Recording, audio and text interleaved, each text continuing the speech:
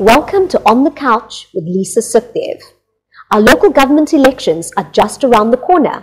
And in studio today, we have the leader of the DA in KZN, Francois Rodgers. Welcome, Francois. I'm really thankful for taking the time to come and chat to us.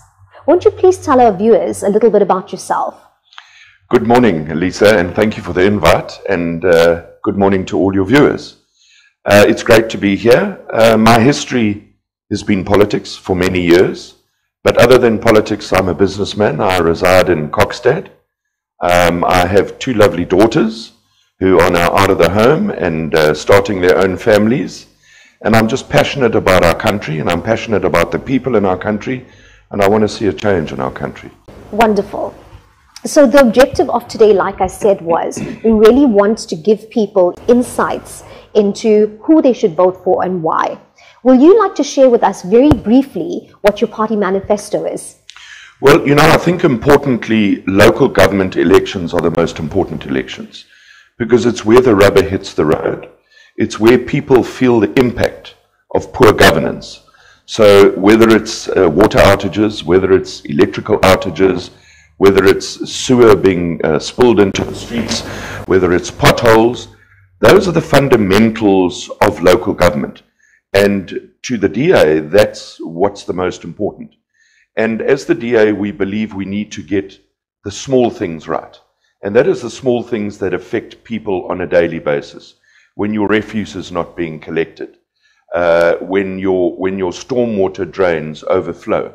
Those are day-to-day issues, and that's where the DA believes we need to start.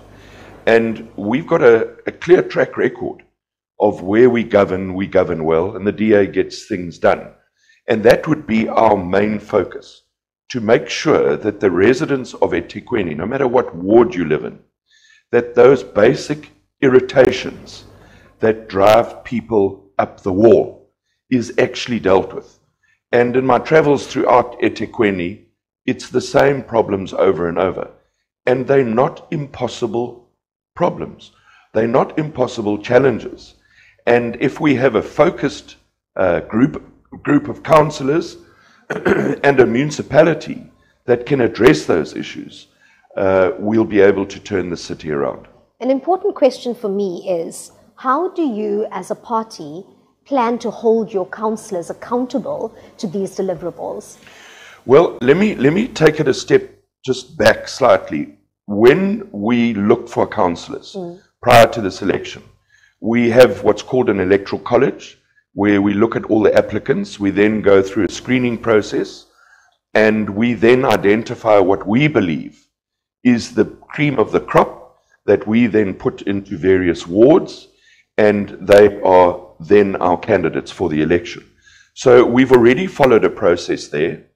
And I think importantly, one of the things that the Democratic Alliance does, and it gets right, is we have assessments. Our councillors are assessed on a regular basis, and where there's poor performance, we intervene. We obviously try and correct that. And we have a track record of where councillors haven't performed and have let their communities down. We've actually got rid of those councillors. So it's all about accountability and consequence management. That's interesting. So you've upskilled, they've gone through a training process, and you've got a performance review management process in place as well. What I also want to know, Francois, is how are you communicating with your constituents that you're asking to vote for you? Look, it's been quite a difficult campaign because, as you know, we've had COVID. So for a long time, we weren't allowed to have, face-to-face engagements. But for the last year and a half, we've been on the telephones. We've run a registration campaign where we've identified throughout the country 1 million potential DA supporters who are not registered. And that's been our campaign, our telephonic campaign. And we've had a very successful campaign there via telephone. So we believe we've done well in the wool registration campaign. Obviously, as the lockdown regulations have been lifted, so we've been able to engage with people. And it's now a case of getting those people who've now registered for the first time who are supporting the DA to get them out to register. Wonderful. Francois, tell me, what are some of the most pressing issues facing the people in KZN right now? Well, as I said to you earlier off camera, and that's why my voice is sounding a bit croaky, I've spent the last 40 days on the road, and I've traveled the length and breadth of the province, and the problems are all the same. There doesn't seem to be any unique problems to any specific community. Supply of water, lack of water, electricity, consistent supply of electricity, the collapse of municipal infrastructure, roads, potholes in road, infrastructure, underground infrastructure, sewerage spills seems to be a common problem, service delivery. And I think that's one of the areas we need to address, and I believe that's one of the areas where the DA gets things done. Our focus should be on service delivery, not what positions should be held, who we should be appointing as officials, and the internal dynamics of politics. I think the focus should be specifically on service delivery, and that should be the mandate of the councillors. And if councillors can't deliver that, then you need to replace the councillor, quite simply. A very important question that most people have wondered about, because during the recent unrest and looting, we didn't know where most political parties stood or what they were doing. What is your take on the reason behind the recent unrest and looting, and what did the DA do during that period? Look, that unrest didn't happen by accident. It was politically motivated. I think the president himself said it was an insurrection. The ANC can try and spin it in any way that they would like to. But I think it's again comes back to your previous question. I think it's internal politics within the African National Congress that generated that unrest. I think the spark that set it all off was the faction between the Radical Economic Transformation grouping and the Cyril Ramaphosa grouping. And then we just saw the absolute anarchy and the looting. And the sad part of it was that people were left to fend for themselves. Communities had to stand up. And that was one of the positive aspects that I found in the unrest. Communities stood up, united in their diversity, no matter what their backgrounds were, and they protected their properties, they protected their families, and they protected, excuse me, their investments. And I'm proud to say that our councillors were there on the ground. They joined communities. I myself was on the ground. I was in Phoenix, I was in Chatsworth, I was in Canubia, and I was throughout the province trying to get some sort of normality and stability back. And that gives me hope that, you know, if we united in our diversity in times of adversity, we can certainly stand together and build what should be a proud city and a proud country. Wonderful. I have to ask you a question. So do you agree that a large portion of the DA campaign is being run on national policy? Given the fact that this is a local election, we're asking voters to make decisions based on national policy. Look, obviously from a political perspective, national policy does impact on local government policies. But I think from our perspective, and the message we've put out to people, is we need to get the basics right. That's the most important thing. People should come first. The party should come second. And our message, again, is one of just basic service delivery. It's not a complicated issue. So the message I've been driving is, if we can generate the revenue that we should be generating, that means we've got the capacity, financial capacity, to ensure that there's service delivery. If we ensure that we build a capable and ethical municipality, that means that the politicians and the officials should be appointed on their capability and their capacity. We should get the basics right. And that's where the DA makes the difference. And that's what we do in Cape Town. And in the 5 other cities, who are the best run cities in South Africa, that are run by the DA. If you get that structure right, then the rest falls into place. I'm going to throw you a wild card here. Let's say, for example, that the DA became the ruling party in KZN. What would be the first thing that you would do? Well, if you're talking about local government, as we're going into a local government election, the first thing that we would do is ensure that we have a structure that's capable and ethical, as I said. We need to ensure that officials who do the work are appointed because of their capacity and because of their capabilities, and not because they're cadres of any political party. I think that's the most important issue. And if you get that right, then you'll get, the rest will fall into place. Yesterday I was in Newlands East, going to do oversight of a clinic, for example, which is my constitutional right as a member of the legislature, and we were denied access. There was nothing volatile. I think there was 10 of our members, and suddenly 11 vehicles from your local municipality, your metro police force, arrived with 30 metro police who came to try and intimidate us and tell us we weren't welcome to do oversight of the clinic. Now you have to ask yourself, why would a municipality or a city like eThekwini dispatch 11 vehicles with 30 members to deal with an incident of that nature? Where were they in July? You know, they were missing in action. What is your take on why they took that stance? That's political. It's absolute political. The fact that the DA was there, suddenly metro police were dispatched. I mean, none of us were armed.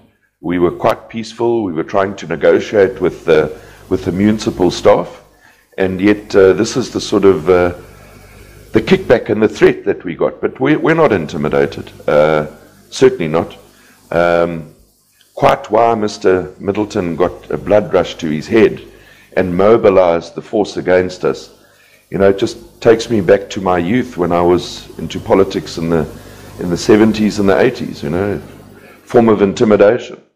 We're certainly hoping that the political struggle doesn't go back to the 70s and the 80s. I certainly hope that as a nation we become far more progressive, tolerant, and able to do things in a better way. So what I want to ask you is, what have you done in the last 2 years, and would you vote for yourself? And then I also want you to say to me and to the rest of our viewers, why should we vote for the DA? Look, I think what we've done in the last 2 years is heavily campaigned, and we've campaigned on our success stories. So where we govern municipalities, we have success stories.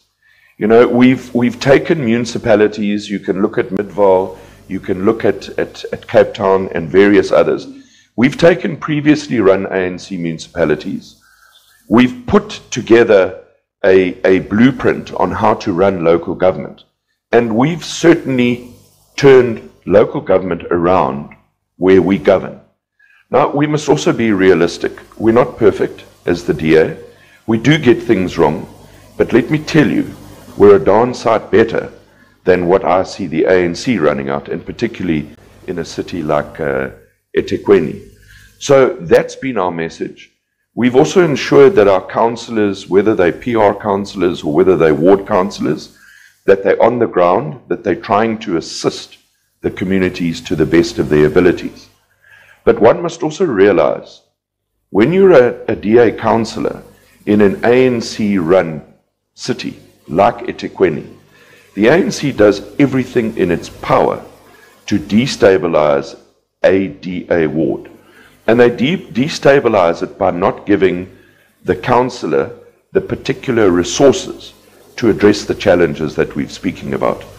And that's why it's critically important. If you want to turn eThekwini around, voters need to vote for the DA. We need to be the majority party in eThekwini so that we can ensure that financial resources are sent out and utilized to address the challenges that we've got. And I think that's the most important message. As long as you have an ANC-run city, nothing will change. No, there's that wonderful product that was marketed a few years ago, and the jingle, if you like, was called "You can stay as you are for the rest of your life, or you can change." I won't mention the product, but that's my new message. You can stay as you are for the rest of your life, or you can change to the DA. I'm going to ask you one last question before I let you share a parting point with our viewers. Which party would you align yourself with in terms of making or achieving the objectives that you want at council level when you require votes? And which parties would you principally never align with? Okay, that's a simple question because it's in the media at the moment.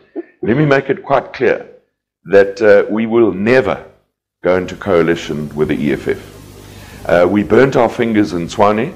That will not be on the cards. Whether it's eThekwini, whether it's anywhere else. Obviously, we would consider any political party, but one would have to look at your principles and your philosophies to ensure that they're aligned before we go into any coalition. And, you know, I think as the DA, we've also learnt where you're the minority in a coalition, it's extremely difficult. So in a case of where we're the minority, we would most likely consider remaining in opposition. But where we are the majority in a coalition, we would consider like-minded political parties. Okay. Thank you so much, Francois. Is there a parting point you'd like to share with our viewers?